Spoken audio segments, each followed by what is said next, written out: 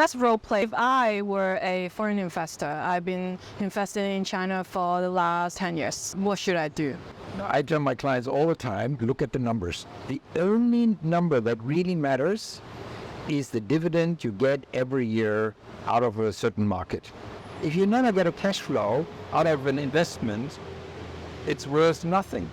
So what matters, if you have an investment already, if you have an operation, pay close attention to dividends. Make sure it's not only book profit, the profit is also there as cash and bank balance. Yeah. What would be your advice for me? That very much depends on the product. For example, consumer market is still great. Look around here. I mean, so there's still a chance for me to push up my dividend creation in China, depending on the industry I'm in, the sector or category. Absolutely. Dividend, whether you make a dividend or not, depends on two things. Number one, how profitable you operate, and how you manage liquidity in your business. And that comes back to governance. So you need profits, but not only book profits. You need to make sure that you don't keep investing in new plants, in a big office, and that your profits don't sit in working capital, like receivables, inventories. It's important that you're profitable and that you have a good cash flow management. And that is very often neglected by foreign companies. Why? China is very often a production base. For them, it's good enough. They produce cheap and sell the product in the US, deliver in Europe. And that's good enough. It's called transfer pricing. So at headquarters, we see profits. And they don't care whether China, on a standalone basis, is making money. But that is changing. More and more companies saying, wait a moment, I want the dividend out of China, because the liquidity situation in Europe, in the US, where markets recently have faced issues, high inflation. So there are pressures on us now to, where can I get my dividend? Where can I find some cash? Exactly. Santos like in fairy life, where can I find cash? That has changed. So now multinational companies headquarters say, hey guys, I want a dividend from you. We invested in you in the last 10 years. You were telling us China's taking over the world, and now numbers don't really match what you were preaching. Some countries are more promising than others. So such as? I think, again, the US has reinvented itself, has a large market, it has cheap energy. Some other countries have developed very well, like Finland, rather small countries, but they're doing very well. I think their GDP per capita is now higher than Germany. Israel has no higher GDP per capita than Germany.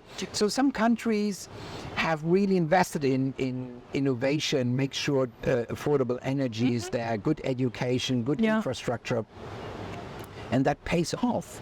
So in Northern Europe, you see that, but they are rather small markets. Again, what matters is the cash return on investment. And if that's not there, it's a problem. The issue in China is the governance is also impeded by some, let's say, regulatory matters. But also, the foreign headquarters were very complacent for years. They thought China is like on autopilot. And it's not. Every market you need to be hands-on.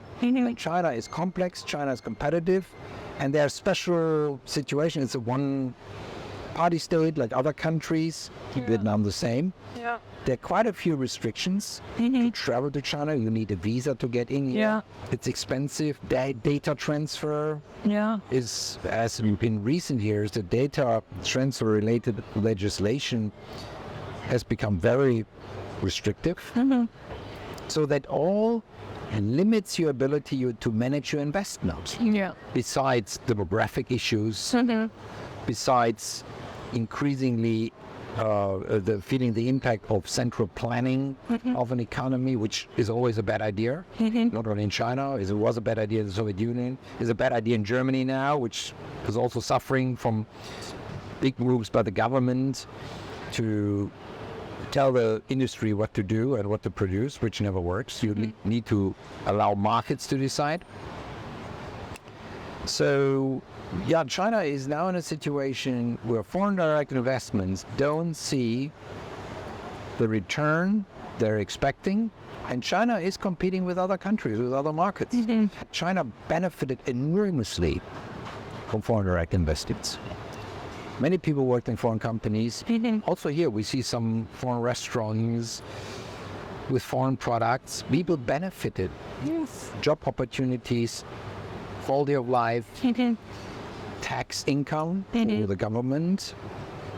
It's worth for China to welcome foreign direct investment, not only by saying it, by doing it. And the only thing that matters is the outcome. Whatever someone preaches. The outcome you refer to the cash, right? The cash. And now they're looking at the foreign investors look into the cash generation much more than they did before.